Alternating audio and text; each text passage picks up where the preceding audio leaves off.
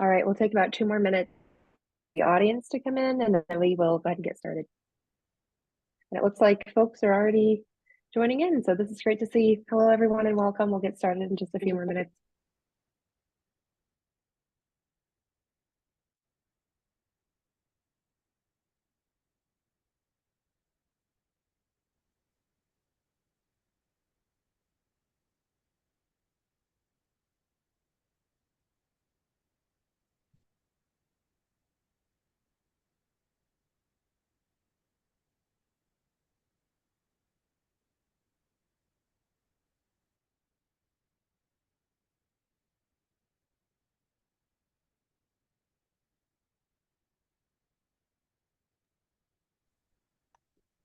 All right, so we will go ahead and begin. This is going to be a quick 60 minutes, but super filled with a lot of exciting updates and information, and I'm really excited for this webinar here today. By way of introduction, I'm Bella Corpora. I'm a director with the Carbon Business Council. I represent a nonprofit trade association of more than 100 innovators in the carbon management space. And so welcome today to our webinar on the intersections of digital infrastructure and carbon removal. We're thrilled to be here today and co-hosting this session with the Climate Collective. I'm joined here by Lerner Nesbitt, CEO of the Climate Collective, Mars Garza, co-founder of Alcove, Onur Eren, co-founder and CEO of Covalent, and Ryan King, Chief Commercial Officer at Undo. Last year, the Carbon Business Council and the Climate Collective coordinated a working group and published a white paper on digital infrastructure for carbon removal, evaluating different things like key challenges for carbon removal, identifying opportunities where digital infrastructure can offer solutions to help address these challenges, and put forth a focused set of recommendations for carbon removal and how the sector can adopt digital technologies. As this topic has continued to grow since our publication, we're thrilled to be able to be discussing it today here in a webinar. We'll be evaluating different topics like, what are digital technologies?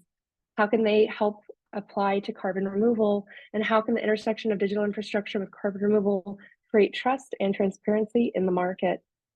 Thank you so much to our participants for joining today as well. We'll have about 20 minutes for a questions and audience component. So if you have a question, please feel free to add it into the chat and or raise your hand during that time and we'll get to it. I'd next love to turn it over to Climate Collective CEO Anna Lerner for a quick introduction and welcome. Thanks so much, Bella. Really great to be here. Particularly, I'm excited to learn from all these great panelists. I'm Anna. I run Climate Collective. I've worked in climate since 2007, always been working on digital tech and data throughout my career. So that's a good kind of intersection, climate, nature, and digital tech and data is what I've been doing. Thanks for having me. Thank you. Next, we'll turn over to Mars with Alcove. Hi, everyone. My name is Mars. I'm the co-founder and co-CEO of Alcove. We build data infrastructure to help CDR teams streamline operations and compliance. Our team has over 40 years of data and software engineering experience, as well as in-house CDR experience. So really helping folks kind of get out of in-house builds and internal spreadsheets into a platform that's purpose-built for carbon. Really excited to be speaking today and tell you a little bit more about how we view digital infrastructure in the market. Brian? Thanks, Bella. Hi, everyone. Ryan King, Chief Commercial Officer at Undo. Undo is a project developer in the carbon dioxide removal space. We focus specifically on enhanced rock weathering. And for the last 2.5, 3 years, we've been investing a huge amount of time, effort, and resource into building the technology, the data acquisition, the science, operations, and infrastructure to scale up one of the more promising high permanence carbon removal techniques, which is enhanced rock weathering. But I'm excited to talk about our experience in kind of gathering data, building infrastructure, working within the ecosystem of carbon removal to help scale it up. So thanks to Carbon Business Council and Climate Collective for having us. Absolutely. And over to you, Onur. Thanks for having me, Bella. It's a great pleasure to be here. Hi, everyone. My name is Onur. I'm the CEO and co-founder of Covalent. Covalent is a forward-creating platform for permanent carbon removal. Before starting Covalent, I studied physics and spent over a decade in the corporate side of the world.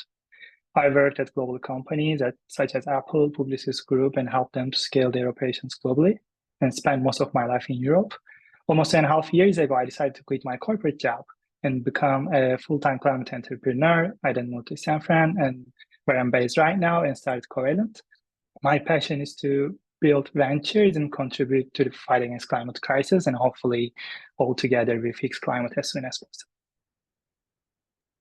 I hope so too. And I really believe that a lot of new building and digital infrastructure is going to help get us there. And Onur, I know we've had a lot of great conversations about this as well. So to the wider audience, I think we can dive into our first kind of module of the day. So what are digital technologies? I think within the room here, we kind of have a variety of audience ranging from those who are in the carbon removal sector and those who are in the digital infrastructure. So we're looking forward to merging them today. So Anna, my first question is to you. When we use the term digital infrastructure, what range of technologies does this include? And what would you say are the most relevant to keep in mind when thinking about applications to carbon removal? Yes, thanks, Bella. This is a really great question. It is a pretty wide term. And as I mentioned, I've been in this space for quite a long time. It has evolved.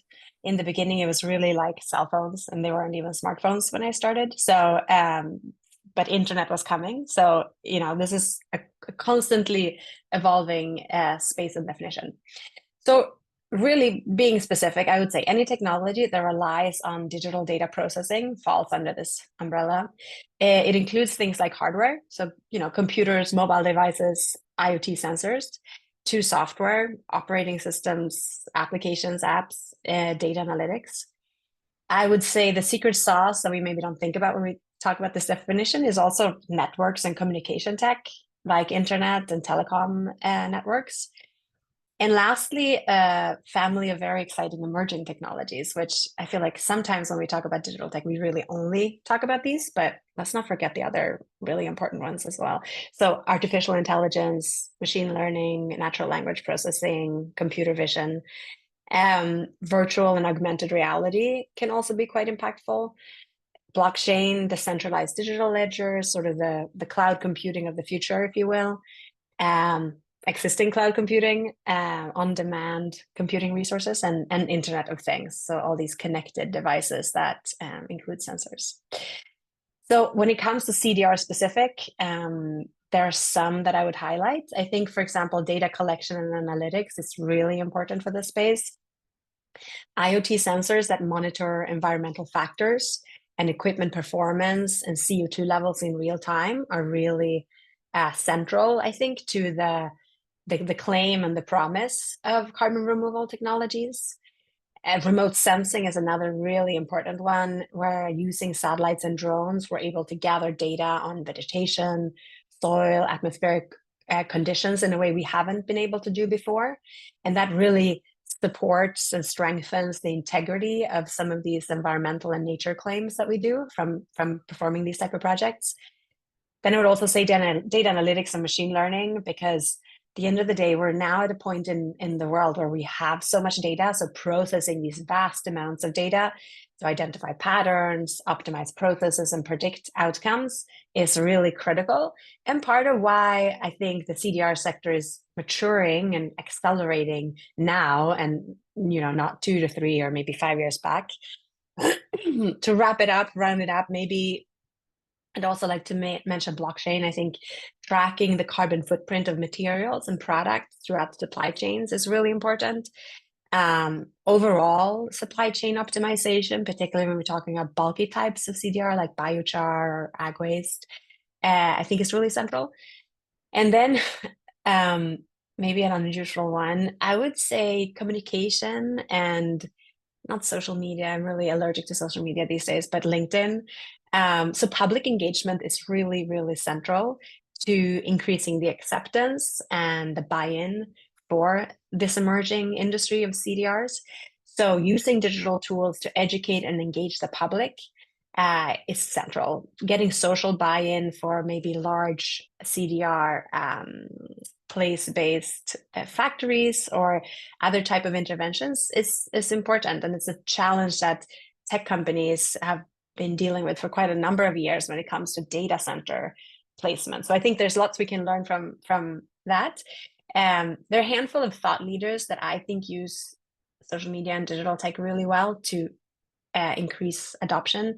I'll drop some of the links, but Sebastian Manhaft is one, Robert Höglund is another, and Eva Tam, who is operating kind of more of a policy space in Europe, are all really credible entities. So if you don't follow them yet, I'll drop their links and you can find them. Thanks. Yeah, that was a great part on the public engagement. I think between digital infrastructure and carbon removal, it's so needed on both sides. And so it's nice to see the opportunities for the merging of the sectors and that consideration. So when thinking about like how digital technologies further apply to carbon removal or are currently being used or even could be used for carbon removal, as Anna had mentioned earlier, like there's even areas that have yet to be developed. And same with the CDR ecosystem, right? There's technologies that exist and those that are still yet to come. And so I'd like to give this next question to Mars. So just as we need a diversified portfolio of carbon removal methods to reach gigaton scale, we also need a robust portfolio of enabling digital technologies, which may be required to create new efficiencies, reduce costs, increase trust and transparency, and build new market infrastructure. So Mars, would you be able to touch on the importance of the vendor ecosystem in carbon removal and how incorporating effective solutions as early as possible in their life cycle might be beneficial to suppliers in helping to reach scale? Absolutely. And I think something that I want to acknowledge is, I really think suppliers have been superheroes the past and number of years. I think suppliers are, they're expected to be experts in science and operations and policy, data and software engineering, finance, hardware and supply chain. The list goes on. Like they're expected thing for everyone and to save the planet. And so that's just not a scalable way of actually getting this market forward. And so when I think about the vendor ecosystem, we're trying to take things off suppliers' plates so they can focus on their own unique science of saving the planet. So something that I think about when you are selecting a vendor or vendor ecosystem, and the way that we thought about building Alcove is that suppliers should be really selecting vendors that use best-in-class security positions and have a really strong understanding of what encompasses supplier intellectual property and aligns their business models with those incentives accordingly. So that is the most critical thing to be thinking about. So for example, Alcove offers LCA software that has the building blocks necessary to aggregate data at scale in alignment with registry requirements, but we're not providing the secret sauce or the framework to show how a supplier thinks about their own LCA. That's something that is unique to every single supplier, and impact registries obviously kind of offer a baseline of, hey, this is where we want the LCA to land. And most often folks have additional formulas and equations and requirements that they add on that helps them differentiate from other folks in the market. And we think that's wonderful. So we have a very strong understanding of what we do provide versus what we don't. And then we lock everything down with the highest security provisions.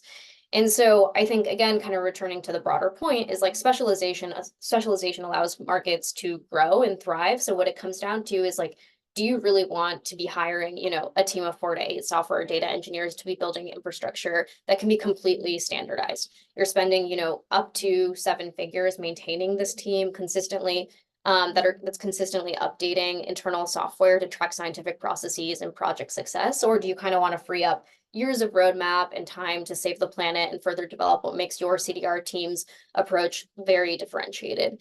And so, right now, the way that I think about the vendor ecosystem, again, is like select teams that like save your scientists, your operations, your commercial teams, like a ton of time. We think about how can we save 12 hours a week for lab and field scientists through streamlined data uploads, cleaning and modeling. How do you reduce verification audit time from months to weeks? Those are all things that we should be thinking about, the metrics that vendors really add value to, and how mission critical is that to your own company. So yeah, just kind of saying like we want to take things off suppliers' plates, but be very respectful of what makes them so special in the market. Definitely hear you on that. And I think Ryan with Undo, maybe a little different approach was taken. I believe Undo has historically built a tech stack for enhanced weathering that's helped streamline your own verification process.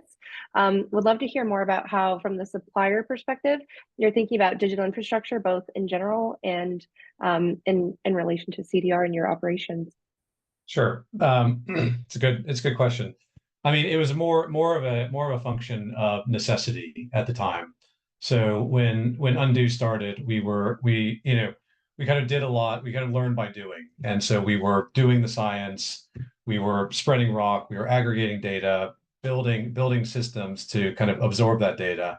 And as Mars kind of rightly says, these things have a way of kind of snowballing, and you have to become an expert on everything. And so you start to kind of see the different dimensions of what's required in order to do something that's really, really credible. And so our mantra is all around, how do we scale? How do we kind of scale what we're doing so that we can remove CO2 from the atmosphere, scale up an approach, help save the planet, but how do we do it in the most trustworthy way possible?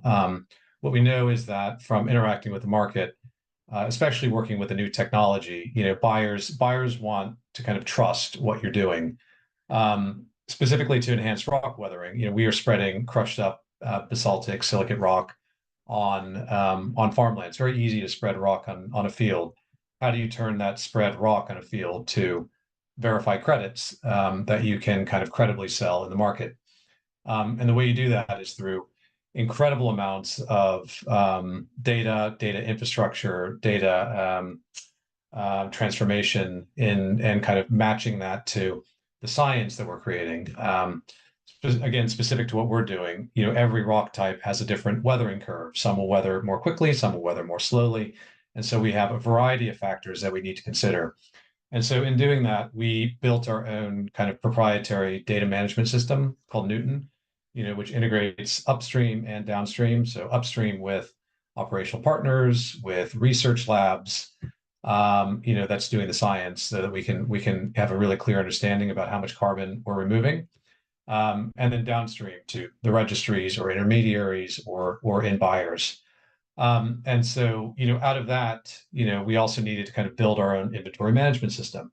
So, right. So how can you give people trust that the carbon credit you're selling is directly attributable back to a ton of rock that you've spread, 5 months ago on a Scottish farm near Aberdeen? And so, everything has to you have to be able to kind of understand the provenance of all that data and be able to pinpoint it and be able to audit it so that you can create the trust required to bring novel technologies to market. And so that is kind of what we did. And one of the more interesting parts about, not just enhanced rock weathering is some of the kind of low tech and high tech aspects to it. So, we want to be operating in more developing countries in the global south where, technology and technology absorption rates or internet access is lower. We have built kind of a set of hardware that is GPS linked so that all of our spread data is automatically uploaded into our inventory management system. So we need low tech solutions, but we also need, some of the more high tech solutions that Anna was talking about earlier.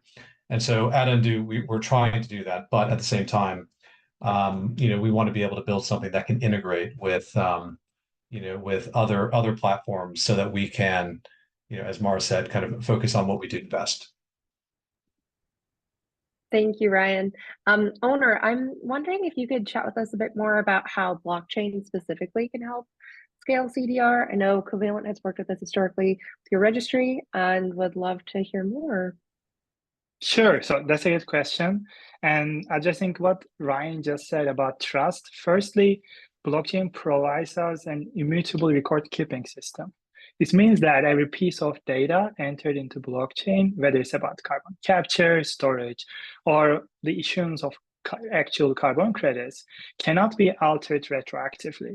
So such a system ensures that everyone can trust the authenticity of reported carbon removals.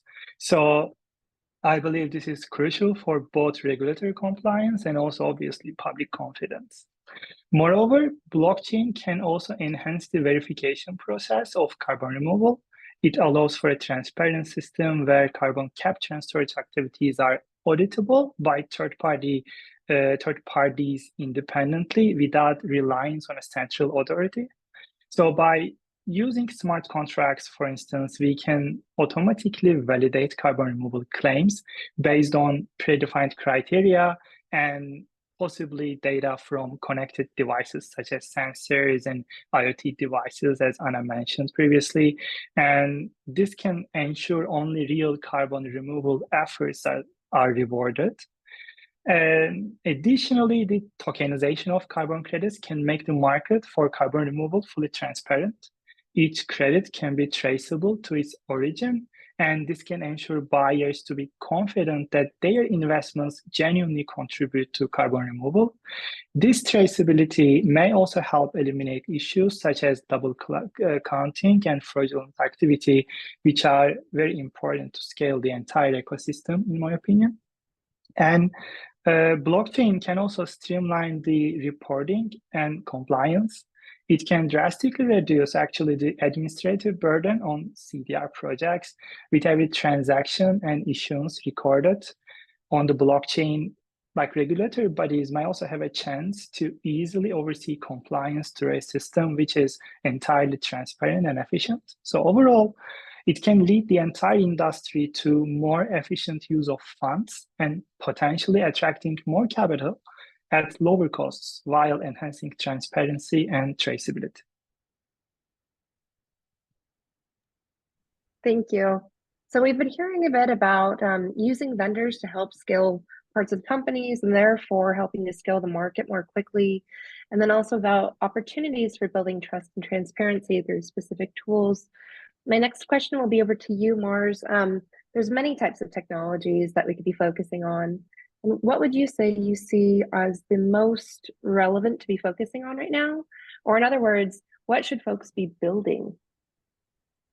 I think with this question, it's really important to differentiate between what an Undo might build in-house versus what an Alcove might do. So internal versus external. And kind of as Ryan said, obviously Undo is a leader in this space and was so early on. So they had to build so much before the vendor ecosystem came along.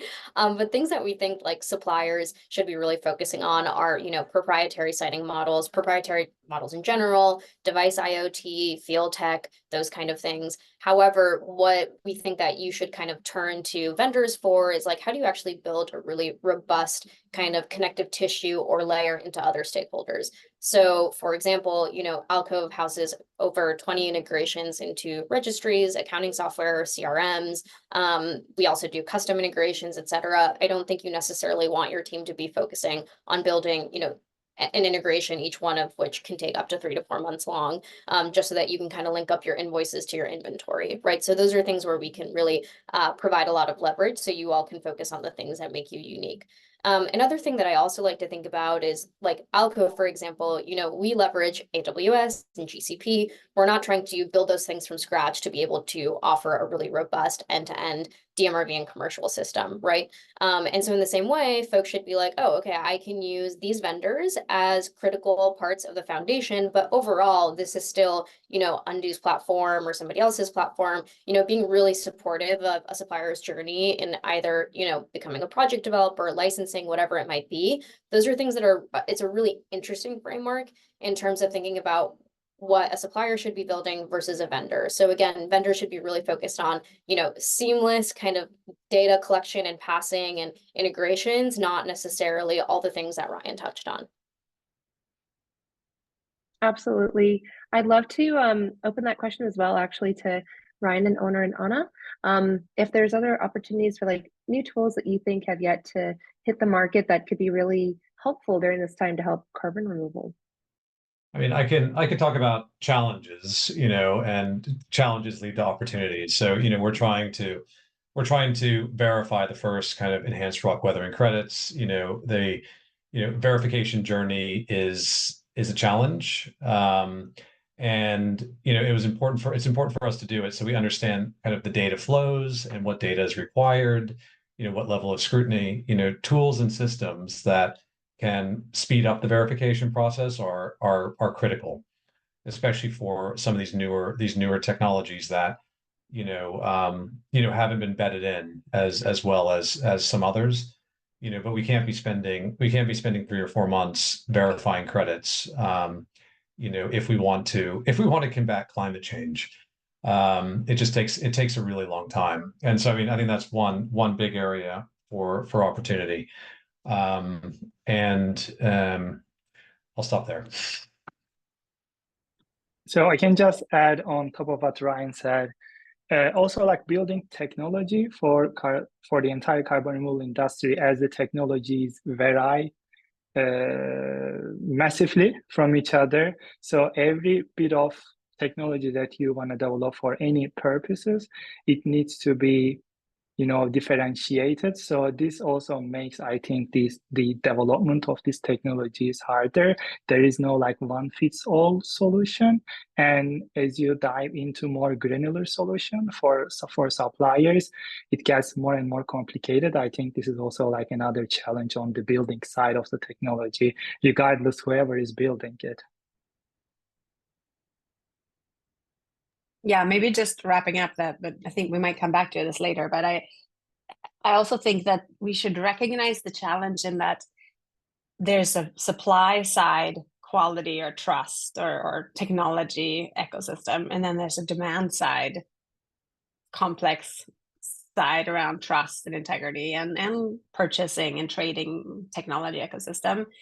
So these are really two things that need to work together for an efficient market to happen. And I think we are, both sides are kind of reworking out the kinks and features of what it needs to look like. So from my perspective, it was kind of like a long-term observer of this market. I want to applaud the many CDR companies that are coming into kind of an existing market mechanism and are bringing a lot of new, really interesting technology with them. That has helped or pushed or encouraged, we could, debate a lot of the established actors to also adopt new technology, which in turn has supported the whole market to actually strengthen, I would argue, its integrity and transparency and kind of like digital first nature. We have some ways to go still, but I just think that that's a really interesting, when a new product type, if I can be so simplistic to say that carbon removal is a new product type across the carbon market ecosystem, comes in many cases is very high tech. It helps the whole market to kind of like an English expression, I'm Swedish, I can't remember, but something tide lifts all ships or something like that. Maybe a rising tide lifts all ships. Agreed, and thank you for your candid answers. I agree, and I think it's going to be interesting to see how it continues to develop, but yet an exciting time. And I think kind of with this, we can continue on with the theme of trust and transparency, but also how that can help things like financing and even bringing buyers more into the market. So Anna, over to you. A key topic when discussing digital infrastructure applications is trust and transparency. So what would you say are emerging digital technologies enabling us to do what wasn't once possible to create trust? And how might these new insights and capabilities help us mitigate things like greenwashing claims or move capital faster with greater integrity into climate work? That is probably something I could talk about for hours. So I'll try to be really succinct here. Complicated topic. But let me just bear with me for a second. I worked for many years at the World Bank. Amongst those years, I sat inside the Global Environment Facility, which is like the financing mechanism of the UNFCCC, which oversees the COP meetings, right? COP 28, which was last year in Dubai. Many of the attendees might have been there. So when I joined the DEF, the level of sort of project detail and information we received for projects that we funded were, very high level kind of guesstimations and some project documents with, 300-400 word pages of writing, of descriptions, but extremely limited hard evidence. There were no satellite imageries that could tell us where this plot in Borneo that this project developer suggested they would do a project existed. We just had to kind of take it face value, and we asked them how much carbon they would save, and they gave us a number based on some kind of rough calculation. And we said, great, awesome, off we go. So I say this because it's important to remember that these type of projects has gone on for a long time, and they were done in a way a couple of years back that offered no actual transparency and very limited accountability. Today, we're holding these project developers to an incredibly high degree of scrutiny That's not wrong. We should absolutely require accountability and transparency. But I think we've gone from like, there's no way to know where this project really is and how much impact they actually have, to like, I need to know every single leaf of this tree in real time. I think for every economic decision, for every part of society, we operate under a massive amount of data uncertainty, and that's fine. We can't require complete data transparency everywhere. Our society wouldn't function. Us and individuals wouldn't function. We couldn't leave our house because we don't have exact data on everything that might happen to us that day or happened the day before. So with that caveat, there's some really incredible technologies that exist today that allows us to have a lot more granularity on the project impact. So we're talking a lot about these new technologies: enhanced rock weathering, direct air capture, biochar. Biochar has been done for a million years, but now all of a sudden we can do it in a much better way, and we can actually account for the improvements in soil health, etc. That's all fantastic. And it's a mix of the technologies we talked about before. We're talking about sensors, we're talking about satellite imagery, we're talking about data analytics that allows us to look at modeling and sort of operational efficiencies based on these solutions. But looping back to my earlier comment, these solutions and these technologies that strengthen trust and accountability also operate within the market. So you have providers or suppliers of these projects that today can use much more sophisticated digital MRV and ways to evidence the actual impact they're having, or evidence the challenges with the impact they're having. You know, both are good. Like, more transparency is definitely good for trust. But then you also have buyers who are a lot more sophisticated in many ways and want to know the details. Maybe you're not in the business of protecting jaguars, but you know, buyers of biodiversity credits wants to know, oh, there was a jaguar spotted in that camera. Exactly where was it? And so I think sensors, AI technologies, blockchain is a massive one for me. I mean, I'm a big fan of blockchain. I think that the decentralized storing of data and information is definitely the future, and it allows us to move away from that kind of quality concern and concern about if someone has tampered with the data, have they ever edited the evidence afterwards. But just knowing that it was secured in a tamper-proof database at some point gives me a lot more confidence that that there's integrity. Together with Rocky Mountain Institute, we published a report last year that I keep coming back to because I just think the gist of it was so brilliant. I'll put the link in here as well, or maybe Allison, who is one of the co-authors, can drop it in here. We talked a lot about the difference between process integrity and data integrity. So process integrity is really about how, you know, we have these methodologies that determines what you can do to create a carbon credit, but then someone needs to verify and someone needs to, you know, double check and issue a credit against that methodology. Let's say we add a new principle on top of the methodology, or let's say we add a new process for how you should get the approval. That's really only approving process integrity. We should have a strong process and it should have high integrity, but it doesn't solve the underlying fact that if the data and the information about this project, if the data doesn't have high integrity, then whatever you submit is just kind of a weakening of it. So back in the days when I funded projects at the Jeff, data was guesstimations at best. The data didn't have any high quality. Today, the data really does. So I think it's just important to keep these two things in mind, that process integrity is really important. That's kind of how the market operates and how the market decides to manage and treat the information we have about the projects. But this new generation of CDR companies really kind of embody high data integrity because they by default are so high tech that they have to come with high quality data first. And that's really inspiring to me. And I think that has also helped carbon market projects that aren't necessarily doing CDR projects to also up level their game in terms of data integrity. Thank you. Yeah, that granularity, I think, will continue to come up through time. I know Owner and I, many years ago, had a great conversation about blockchain and sensors and how they can come together for things like direct air capture, or when you can see the transparency with, for example, how many times a credit has been been traded, or when it's been vintaged, and having all of that data accessible and how that can really be transformational. And also in some regards, like democratizing for the ecosystem as a whole. And so I think I would, for one or two last questions, opening up to Mars owner and Ryan, in light of like the financing aspect of it, how would you say digital tools can be used to attract a broader spectrum of investors to fund carbon removal projects? And what other type of insight do you think investors or buyers are looking for when it comes to digital infrastructure and climate finance? Mars, I might turn to you first. Great. I think that in terms of, I was previously a VC and helped build out a climate portfolio at an early stage fund. And I think what I wanted to know when I was investing in carbon removal companies was that they were being as lean and as high integrity as possible.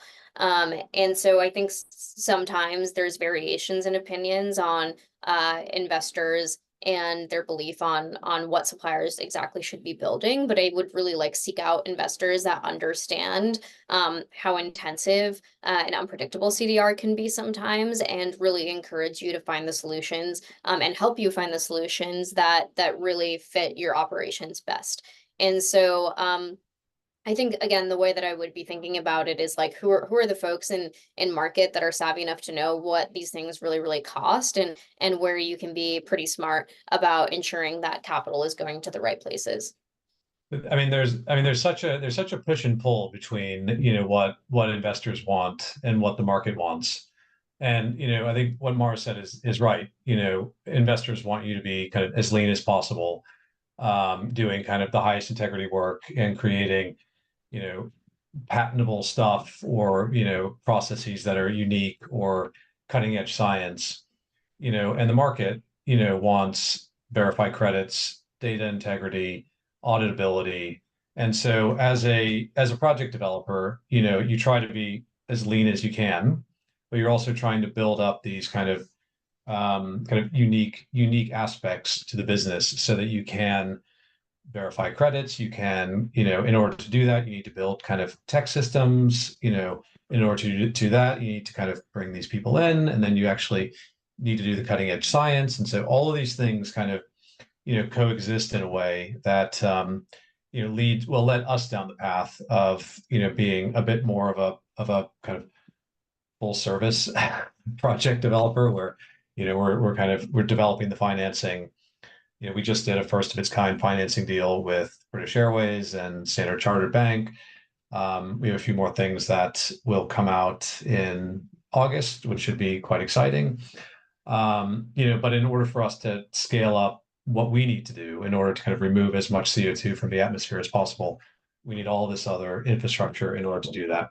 And so it's a real delicate balance, getting it right, you know, both for, you know, folks who have trusted us enough to invest in us, and folks who have purchased from us and want to have that trust in the product that they're buying.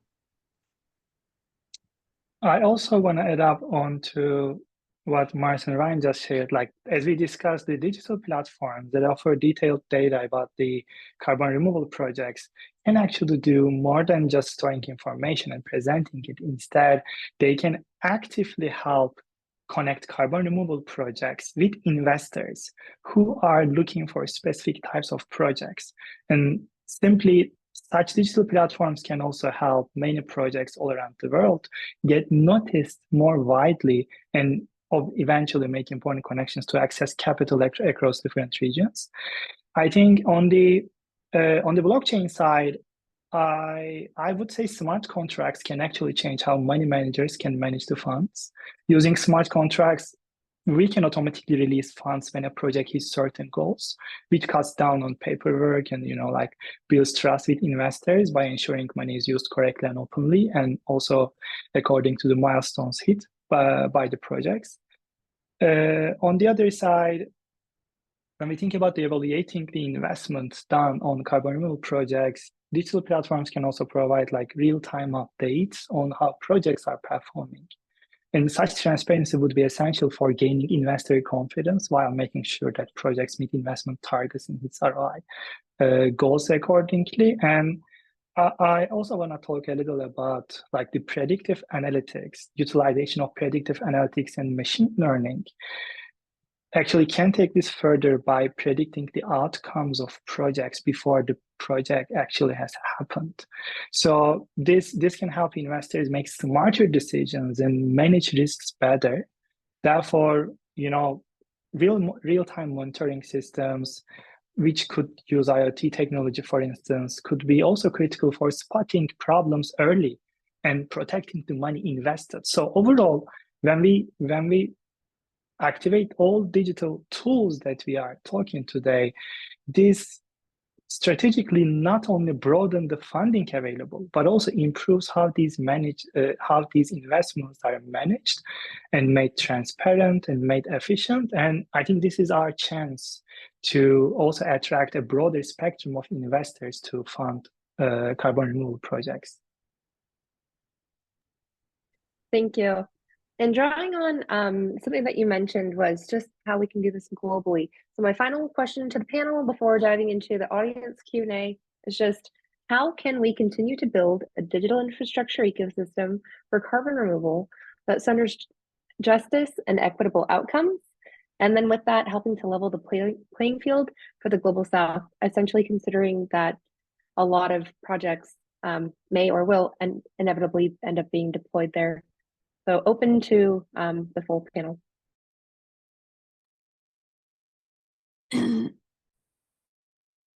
Oh, well, I mean, from an undo standpoint, like we want to be working in the global South. It's kind of really critical. In order for us to do that, projects need to be financed. And in order for projects to be financed, there's at least some of the financing we're looking at now, there isn't the right financing in place right now for us to do projects in the global South. The risk premium is too high. But what it doesn't mean is that we're not kind of doing trials and trying to kind of line up other sources of financing. It just takes longer. And so, from my perspective right now, we're doing projects in the UK, in Canada, and Australia, and we're looking at a few other places because they're financeable. And I think once kind of financing starts lining up behind some of these countries that banks might see as higher risk, then we'll start to be able to do more work there. But it's challenging for newer techs to do it. I think just a kind of a reflection. We launched a project with IDB in DC not so long ago, focused on nature tech, so not CDR but nature tech. And we had some really thoughtful conversations with representatives from indigenous communities in the Amazon, like Ecuador and Colombia, most of it. Where, from my perspective, I'm always like, tech is great. We can use tech as an enabler, as a democratizing solution, as access to markets, lower costs, remove all the intermediaries that are taking a cut. This should be good for you all.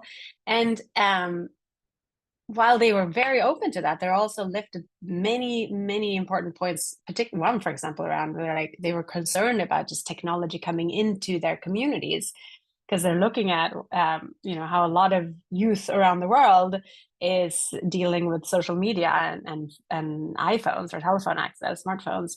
And they're like, that's not what we want for our communities and our youth. So I think there's a real trade-off and a real risk, I think, in being too quick on integrating technology in across all the aspects of project development. At the same time, technology is an efficiency and could attract more capital, so you can get better financing to do some of these projects. So you kind of have to strike a balance. And Climate Collective, we kind of serve a wide variety of climate tech and nature tech startups. And I'm their biggest champion, but I don't envy them in trying to navigate this quite complex landscape right now. I think it's quite tricky to navigate the calls for transparency, and then also the concerns for communities and privacy and whatnot. So I guess my recommendations is just, there are lots of really good kind of responsible AI frameworks and other lessons that we've had from bringing in technology and digital tech in communities around the world over the last 20 years. So kind of looking at them and yeah, just kind of take it slow would probably be my reaction, even though I'm like firmly in the yes, tech and data camp. Yeah, I would say I think the spirit of digital infrastructure is fundamentally global. I think something that's like been really interesting from what we've seen at Alcove is that, we like have a lot of interest from developers and suppliers in the global south. They're very successful. And they don't necessarily, something that I think is really specific to the voluntary carbon market, specifically the American voluntary carbon market, is like the huge amounts of venture dollars that were kind of poured in the past couple of years. And so venture dollars aren't necessarily going to the global south. And so this is a way for them to level up with folks that can hire 10 software engineers. Should they hire 10 software engineers? Philosophically, I don't think so. And that's what we kind of touched on before. But it does kind of let them level the playing field. And I've not found any kind of pushback or issues. And they're wonderful teams that are super savvy, and we can learn a lot from them. So that's kind of my take there. Thank you. We're going to go over to the Q&A from the audience real quick. One of the first questions is, how do you stay on top of and alert in a sector that is constantly changing? Do you find challenges with communicating this to your clients, your customers, and any strategies recommended?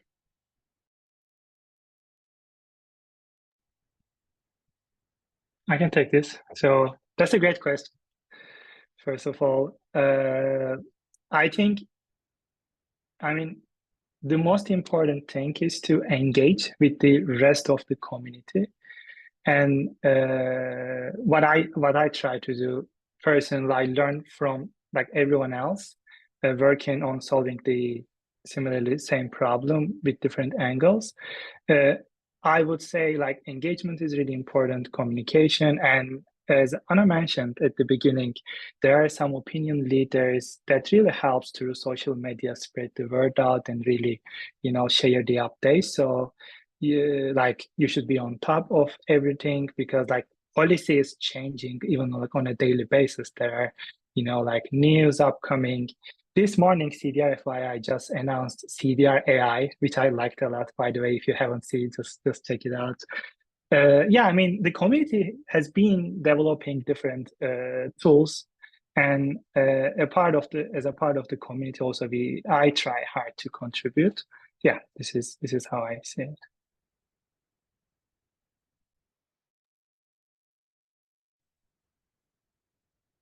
Thank you. The next question is, are there advancement in satellite imagery or Internet of Things devices that facilitate real-time monitoring of mineral weathering processes?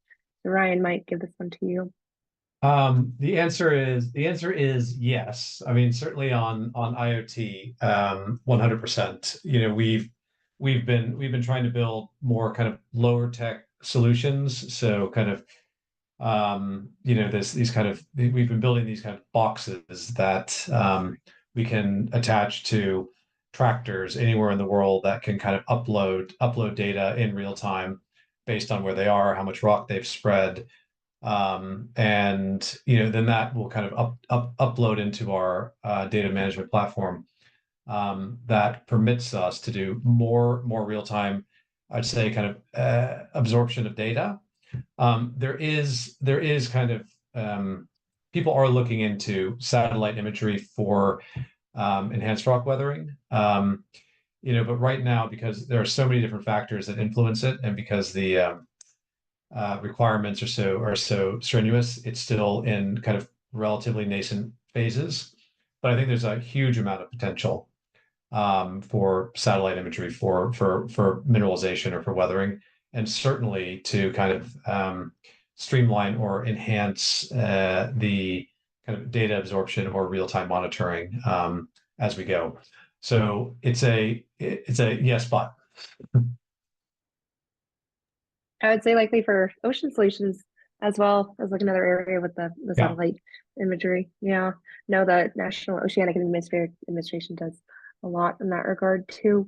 The next question I'll open up is how does Covalent mitigate the impacts of energy intensity of blockchain usage as the projects scale? And Anna, I would also invite you to answer that one. So I think this is coming a lot. So first of all, there are solutions generating very low carbon footprint, even at scale. So since we started, the way that we built our technology and the partners we've been selecting on the blockchain side, we have always looked at the metrics and, like the energy consumption per transaction, all other KPIs, and there are solutions available, and we are utilizing those solutions. Yeah, I mean, for me, I get this question all the time, but for my first, and I typed it actually in the Q&A, but I'll drop some links in there, but not all blockchains are the same. So Bitcoin is a wildly energy intensive blockchain to use. And I think using proof of work, which they're using to essentially run their network, is very energy intensive. Other blockchains like Ethereum or most other layer 1 or layer 2, like Polygon, Celo, I mean, there are tons of them out there. They're using a very different consensus mechanism to verify that a new block of data, a new piece of information has been uploaded and verified on their network. And that has a very negligible energy footprint. So I would not stare yourself blind at energy consumptions when it comes to blockchains, unless you're dealing with Bitcoin. Then I do think it is a real problem, and I'm very frustrated with the Bitcoin community for just kind of continuing to operate like it wasn't a problem. Yeah, I've received that question a lot on blockchain as well. And I think a lot of people still don't understand that there are differences like you're mentioning, Anna. So I think that was a great flag. And then Mars, I'll do the last question for you, and then we'll go to a quick 1 minute takeaway from each speaker. And so Mars, you collect data directly from suppliers and sensors. Well, do you collect data directly from suppliers and sensors? And if so, is it challenging to integrate with all the different hardware vendors? So the answer is absolutely yes. So we've developed proprietary technology and tools that are extremely nimble and broadly compatible. So yes, that is like a core part of our platform and offering. Is it hard?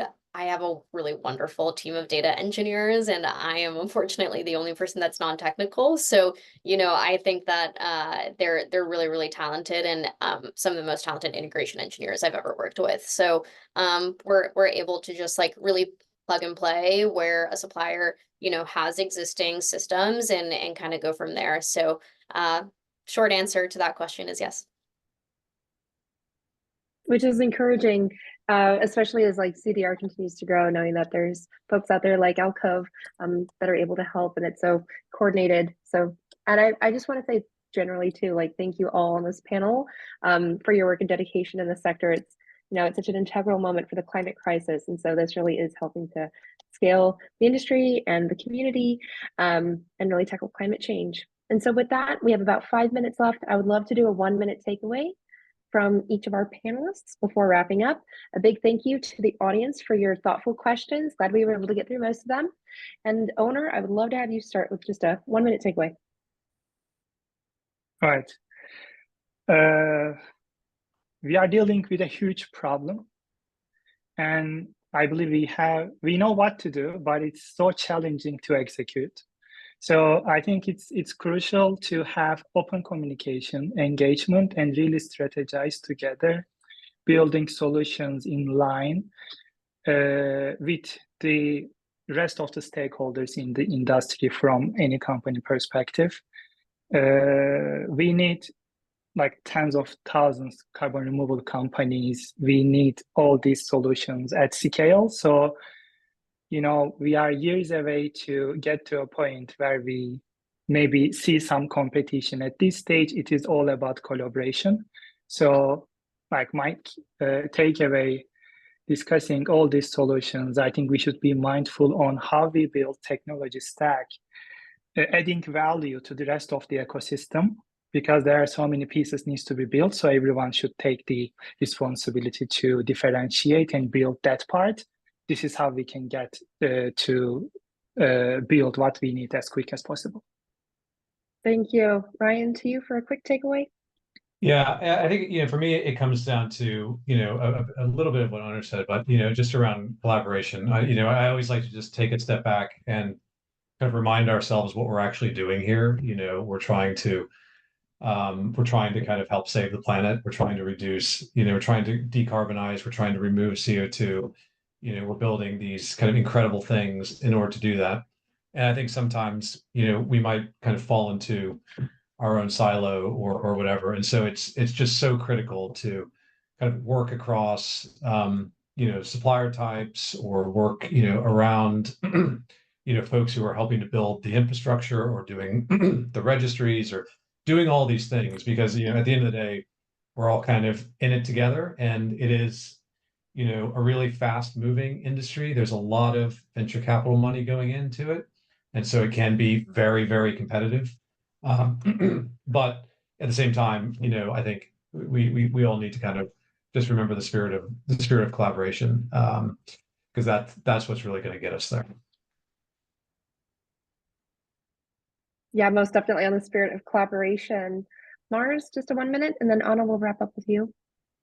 Yeah, wonderful. I think the takeaway that I would want suppliers to have from this panel is that you're not alone. Undo has gone through all of this. Like, I'm sure Ryan would be happy to answer your questions. And then also, like, in the spirit of, Alcove and other wonderful vendors that we also collaborate with, like, if you are staring at a big pile of data that you don't know where to put, or how to run analytics on, or how to streamline QA/QC, or how to turn that into an LCA, like, these are things that, like, we solve for, and you should not feel like you have to ramp up on your data expertise or your software expertise. Like, you do what you do very uniquely, and we should all, to Owner and Ryan's point, collaborate and pull in other expertise. It's an impossible task to be spread across all of those vectors, and so just know that there are solutions out there. They're very rigorous, they're very high quality, they do exist, it is worth it.